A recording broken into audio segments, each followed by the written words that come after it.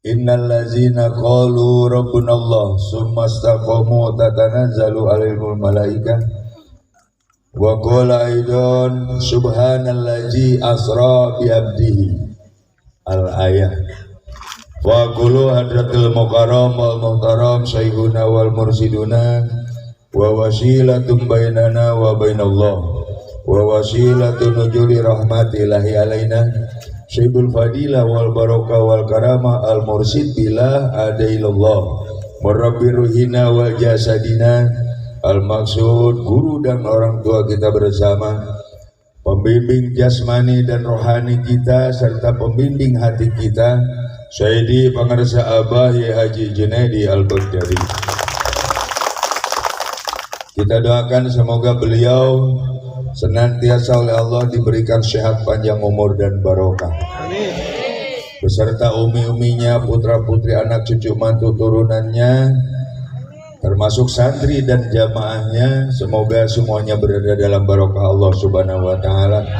Apa yang menjadi hajat beliau semoga dikabul oleh Allah. Doa beliau semoga tambah-tambah dimustajabkan oleh Allah. Dan kecintaan kita kepada beliau dari sejak misalnya pertama kali duduk atau yang baru malam hari ini duduk ikut zikir manaqib Al-Baghdadi, semoga cintanya ditumbuhkan semakin hari semakin besar dan subur. Amin. Yang saya cintai para alim ulama, para zuama, para asli kiram, tokoh agama, tokoh masyarakat, imam-imam manaqib yang hadir di majlis ini maupun di mana saja berada di seluruh wilayah Nusantara dan luar negeri. Kenapa saya bilang luar negeri? Sebab saya merasa membuka majlis zikir, di antaranya majlis zikir manaqib Al-Baghdadi itu di Malaysia, di 2 tempat. Di sana sebelum ngaji kita harus bikin konsep apa yang harus diceramahkan. Kalau kira-kira menurut pemerintah tidak cocok supaya diganti.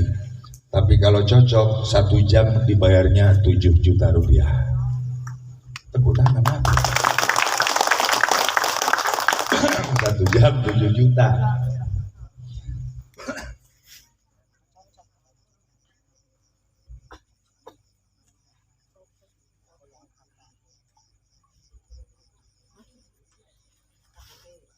Dan bil khusus imam-imam yang hadir di majlis ini, antara lain guru kita yang tadi telah memberikan tausiah, berbagi ilmu dan pengalaman bersama kita sekalian, Al-Mukarram, Al-Muhtaram, Kiai Haji Narca, tepuk tangan buat beliau.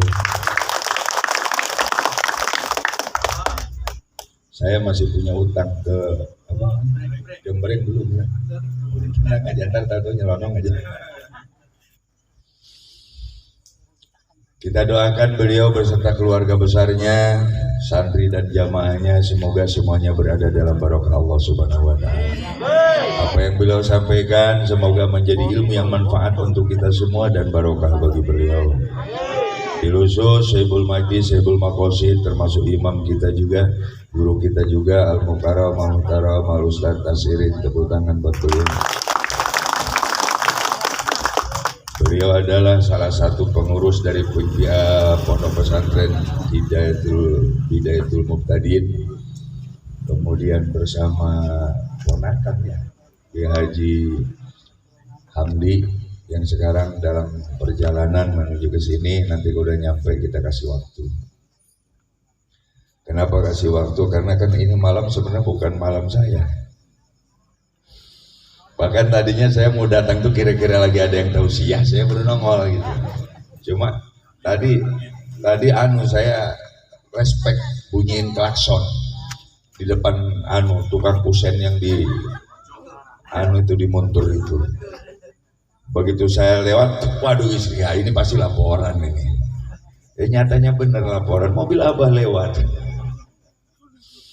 Alhamdulillah, kita doakan keluarga besar Pondok Pesantren Hidayatul Muqtadin, semoga semuanya berada dalam barokah Allah Subhanahu wa taala. Dan malam hari ini beliau memperingati haul yang pertama, haul orang tua ke-23. Saya harus pakai kacamata nih. yaitu Bapak Dasuki bin Durahim. Awal beliau yang ke-23, kemudian yang kedua Ananda Raffi Darmawan. Saya kalau udah acara haul begini sudah yakin saja. Didoain bagus, tapi di saat kita mendoakan beliau Ayahanda Dasuki dengan Ananda Raffi, sebenarnya bukan untuk beliau. Begitu kita bilang nanti Al-Fatihah, bukan untuk beliau. Lalu untuk siapa? Untuk kita masing-masing yang ikut Al-Fatihah. Kalau yang menang ya kagak. Untuk apa? Saya sering menjelaskan bahwa orang-orang yang wafat dalam jihad di jalan Allah, jangankan ustadz, jangankan kiai, hatta tukang mabuk pun kalau dia wafatnya sedang berjihad, maka dia akan disatukan oleh Allah bersama orang-orang yang mujahid, bersama orang-orang yang soleh.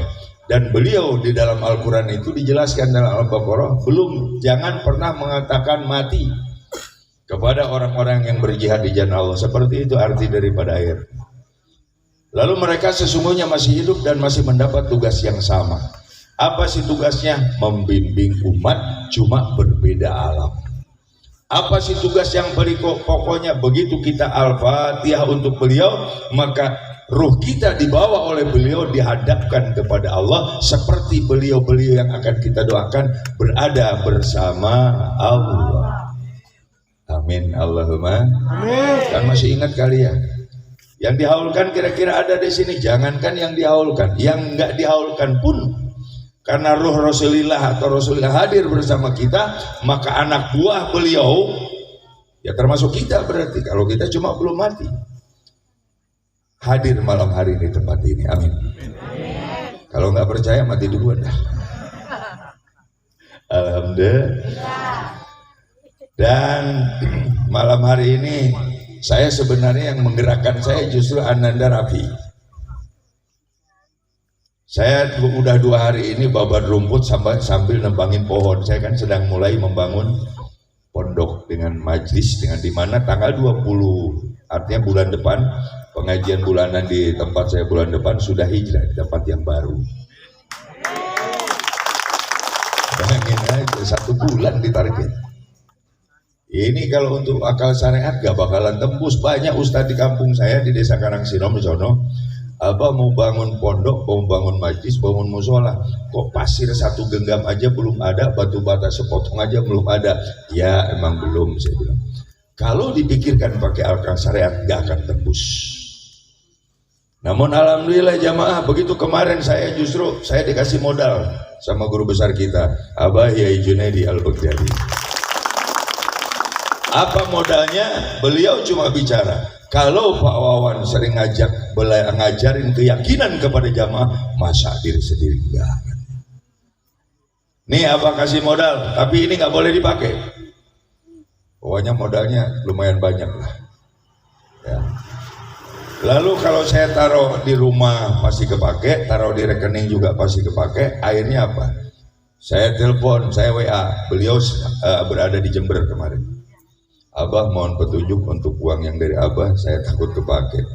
Beliau ya sudah, di mana mau bikin panggungnya, di mana di lokasi yang mau dibangun, di mana mau bikin panggung, tanam di kira-kira di depan panggung. Maka kemarin saya tanam. Jadi kalau ada yang nggak punya duit malam ini silahkan gali. Oh besar loh. Silahkan aja gali. Ada harta karun misalnya. Alhamdulillah hadirin, jam 4 sore saya nanam itu pada asar, pada maghrib saya bilang sama si bunda, mana si bunda? Kagak kelihatan. Bunda tuh, saya baru tadinya mau tidur karena malamnya ada pengajian, saya belum istirahat. Baru mau ngalenyapnya apa ya kalau bahasa Indonesia? Ngeliat. Ya ada tamu. Pakai apa? Pakai sepeda motor. Berapa orang? 2 orang. Begitu saya keluar, iya benar ada tamu 2 orang pakai sepeda motor. Yang satu agak muda, yang satu agak tuaan, pakai sama-sama pakai. Yang satu pakai gamis kayak Ustadz Narca begini.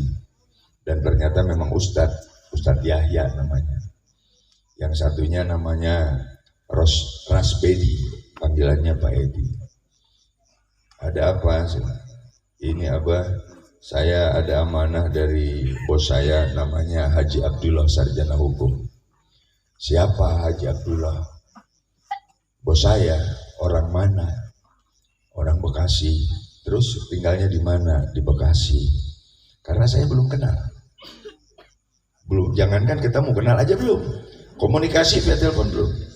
Apa pesannya? Ini Abah suruh nyerahkan ini ke Abah. Silakan dimanfaatkan. Tapi beliau hanya minta Rp25.000 per meter. Ini apa? Ini surat tanah SHM dan AJB. Milik siapa? Ya milik beliau. Berapa luasnya? 108 hektar.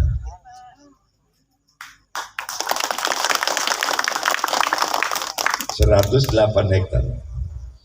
Lalu beliau hanya minta 25.000 per meter. Seandainya saya jual 100.000, sudah berapa uang yang Allah kirim kepada saya? Namun kalau saya jual 100.000, berarti saya juga serakah. Nah ini kadang-kadang kita di sini suka salah. Ngejual sesuatu barang kadang-kadang pengen tinggi. Kadang pengen ya macam-macam lah. Dengan pertimbangan macam-macam sehingga harganya tinggi. Tanah yang diberikan ke saya itu 108 hektar di lokasi, di situ sudah banyak villa. Jalannya beton. Villa sudah bermunculan di daerah Karawang Barat ke selatan, yaitu di daerah Kecamatan Tegalwaru atau Pangkalan Loji. Di sana harga pasaran tanah paling murah 100.000. Apalagi sudah menjadi objek wisata atau objek rekreasi. Maka saya simpulkan, saya akan lapor dulu ke guru besar kita karena ini masalahnya bukan masalah kecil. Kalau beliau misalnya Abah Junaid yang udah pohon jual aja 50.000, maka saya akan jual 50.000. Berarti untungnya berapa? Sekarang kita kalikan aja lah 1 juta meter, berapa? Kalau 1.000 saja kali 1 juta meter maka 1 miliar. Nah kalau 25.000 nggak kehitung. Itulah jamaah, di saat kita melakukan segala sesuatunya kepada Allah, apapun yang kita lakukan hanya lillah billah rasul bi rasul, maka di saat kita butuh Allah yang lebih tahu. Betul?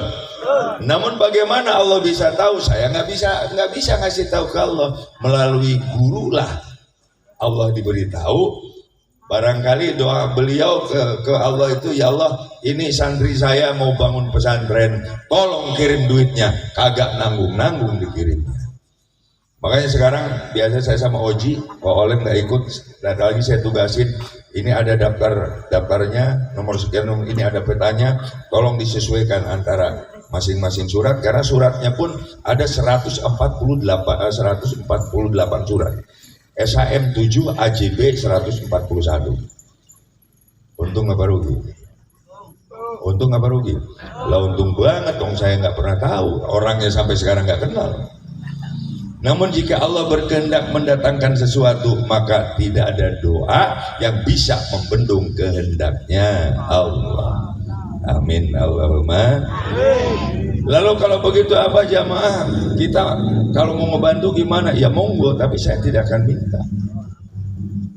Saya cuma bisa bantu, misalnya saya pengen bantu ada uang 100.000, kira-kira besar 100.000 apa besar 1 miliar? Ayo. Besar 100.000 apa 1 miliar? Kalau melihat jumlah nominal besar 1 miliar. Tapi yang 1 miliar ini sampai katakanlah dia ngasih 1 miliar, sampai detik ini saya orangnya aja belum kenal. Artinya tak kenal maka tak sayang maka tak cinta. Ngasih 1 miliar tidak dilandasi dengan cinta sama dengan ngasih 1.000 rupiah. Nah, tepuk tangan apa? Tapi memberi 100.000 dengan cinta ini tidak ternilai. Kenapa tidak ternilai? Karena di situ ada kalimat ikhlas, mukhlasin. Karena di situ ada kalimat mukhlasin, maka nominal yang 100.000 lebih besar nilainya daripada yang 1 miliar. Termasuk jamaah kan kita selalu diajarkan cinta, yang namanya dilandasi dengan cinta, maka kita enjoy saja, betul. Contoh, ini di belakang saya Pak Agung. Kemarin tahu nggak saya marahin ke Pak Agung? Saya pikir mau purik.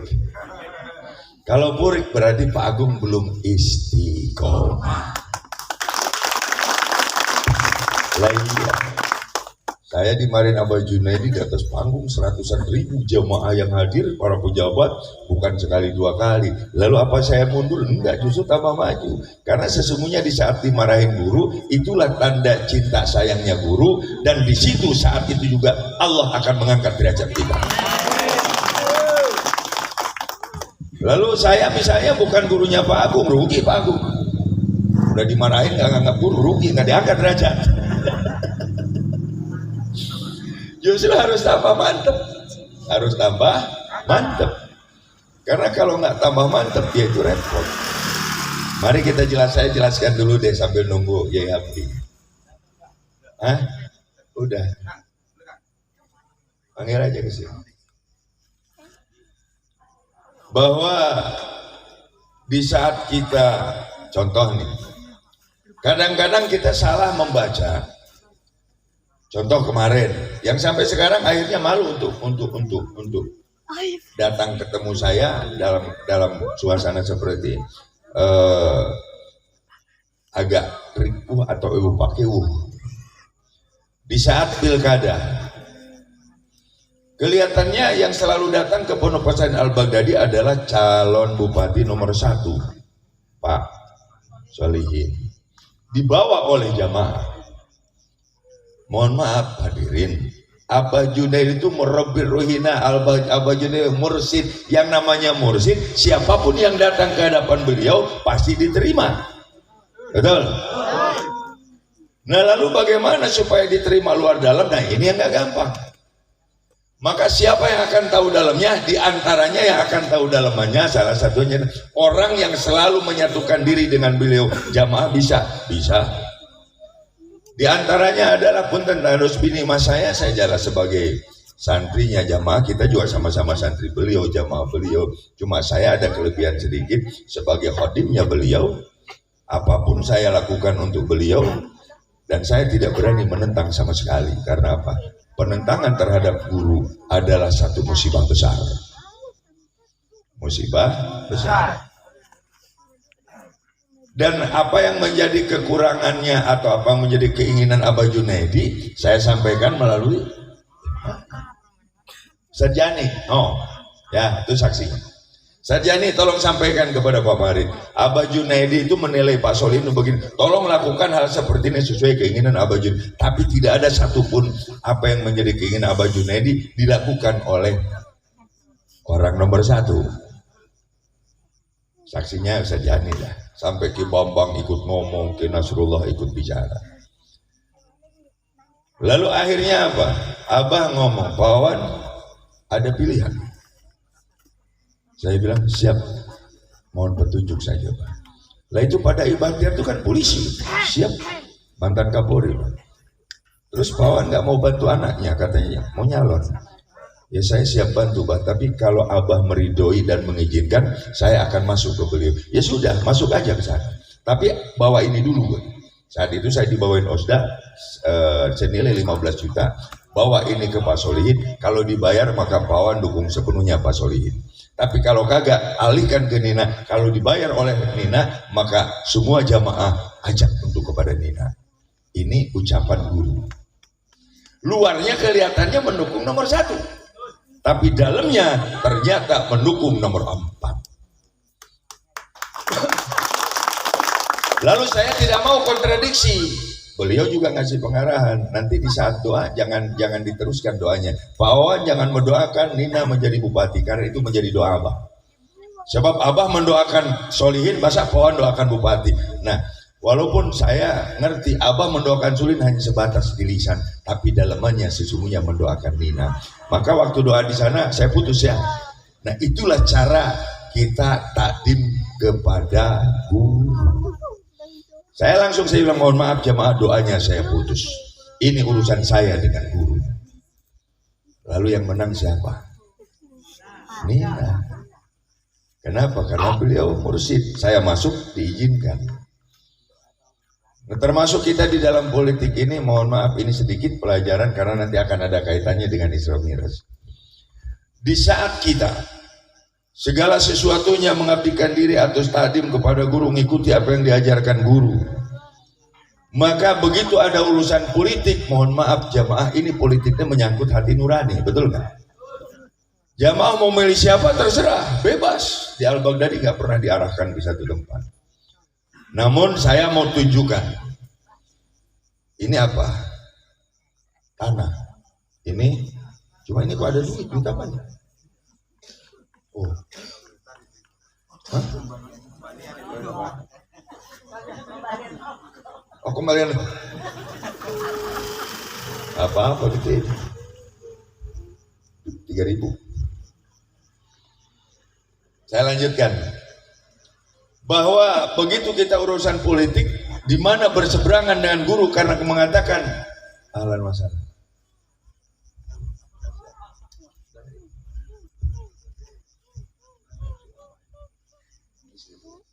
Bentar dulu, saya sedikit. Sampai mana tadi? Urusan politik, nurani dan sebagainya. Nah, sekarang begini. Ini ada kadang-kadang kan ke saya jamaah, Abah saya mau jual tanah minta doanya. Nggak usah ke Abah Junaidi dulu deh.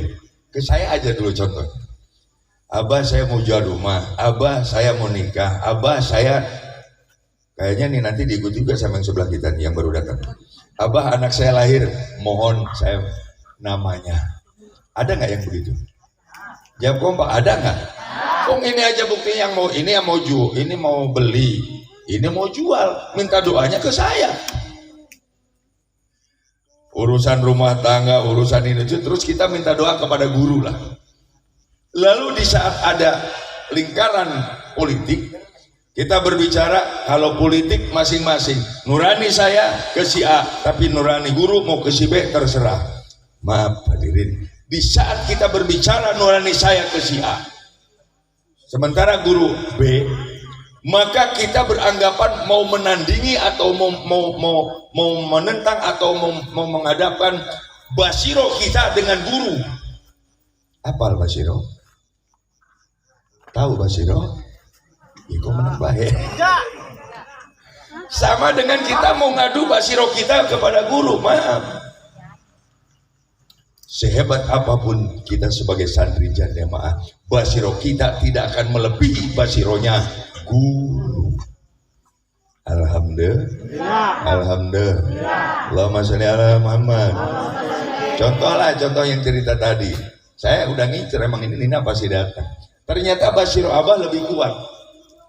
Basiro saya jauh di bawah Abah. Tapi ujungnya Abah bilang, ya udah teruskan kawan.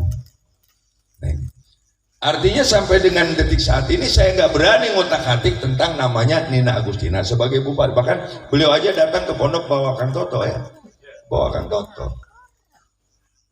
Tapi nggak ada masalah, memang takdirnya itu yang menang kan gitu. Nah ini. Jadi di saat ada seseorang atau guru ini sudah masuk ke dalam basironya guru kita, maka jangan pernah ditentang. Ini kalau bicara urusan politik jangan pernah ditentang. Makanya sampai detik ini saya nggak berani. Seburuk apapun perilaku Nina Agustina sebagai bupati di Indramayu, saya nggak berani menghantam Nina walaupun dengan doa sekalipun. Karena sudah tertulis namanya dalam basiro guru. Alhamdulillah. Kalau saya tentang, maka ilmu saya tidak akan barokah, kehidupan saya pun tidak akan barokah. Tepuk tangan dong semua. Alhamdulillah. Contoh punten, saya nggak akan nyebutkan namanya. Di saat ada pencalonan bupati yang dulu, ada saudara kita juga jamaah kita mau nyalon bupati. Ini pasti tahulah kalau saya sebut ya. Mau nyalon bupati. Padahal maaf hadirin, saya ngikut Abah Junaidi sudah berjalan 15 tahun dan tidak pernah absen sekalipun. Kecuali ada izin hanya dikasih 2 kali. Pertama, di saat saya membawa jamaah ke Tanah Suci, Bu Mujana ikut ya. Karena ada izin beliau sampai 3 kali saya minta, Abah saya mau berangkat bawa jamaah 30 orang umroh. Ya boleh Pak. Berikutnya 3 kali saya minta izin. Karena khawatir izin yang pertama beliau salah dengar, izin yang kedua mengizinkan tapi ada keraguan, sehingga di situ tidak muncul ridhonya guru, maka saya harus 3 kali.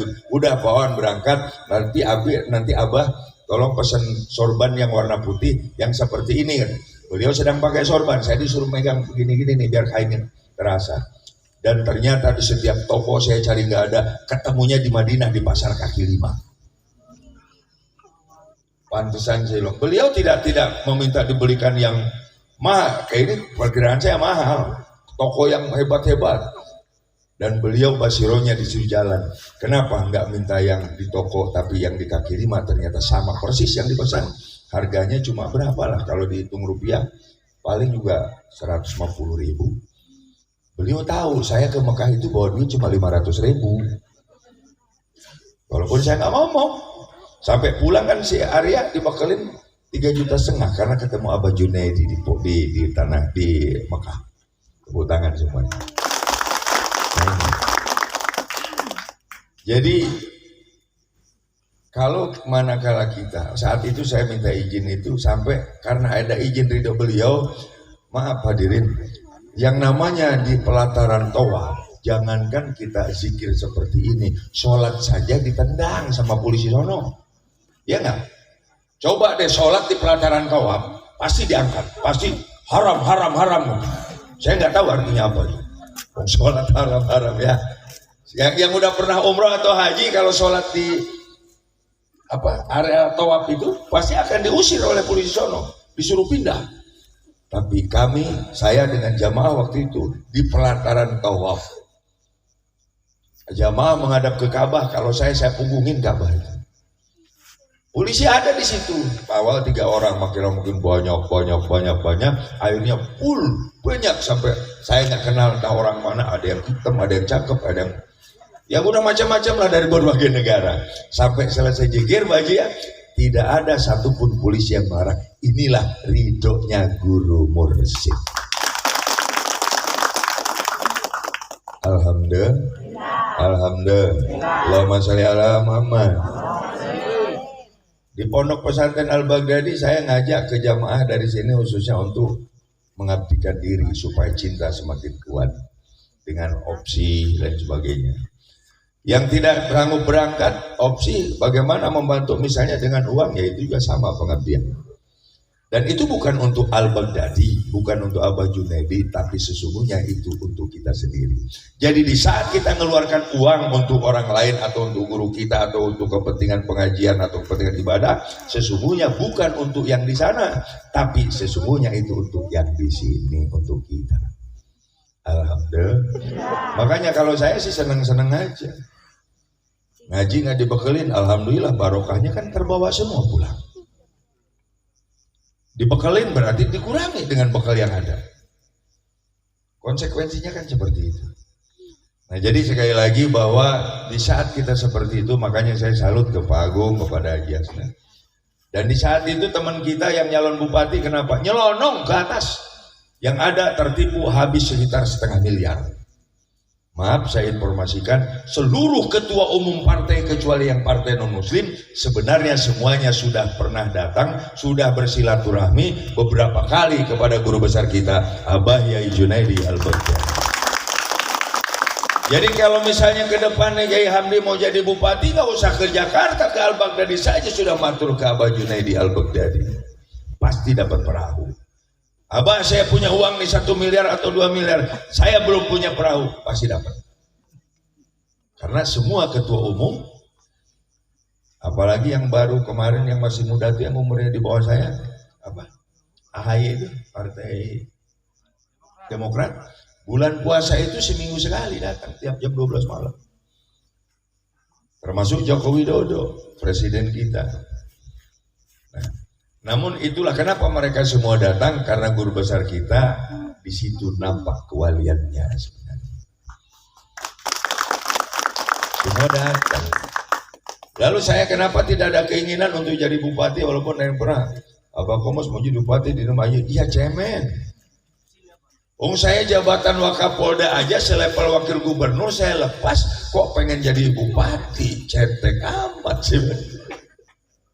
Saya tidak ingin jadi apa-apa. Bahkan kemarin saya diminta di Pondok Pesantren Al-Badiah untuk menjadi kepala sekolah SMK. Karena syaratnya harus S2. Saya langsung matur, maaf Bunda Badriah, ijazah saya itu dari mulai SD, Ibtidaiyah, terus SMP dengan Sanawiyah semua. Ijazah saya itu waktu saya ngajukan pensiun dini 2019 itu tidak ditemukan, hilang. Lalu saya cari, bingung saya nyarinya sebab saat itu pabrik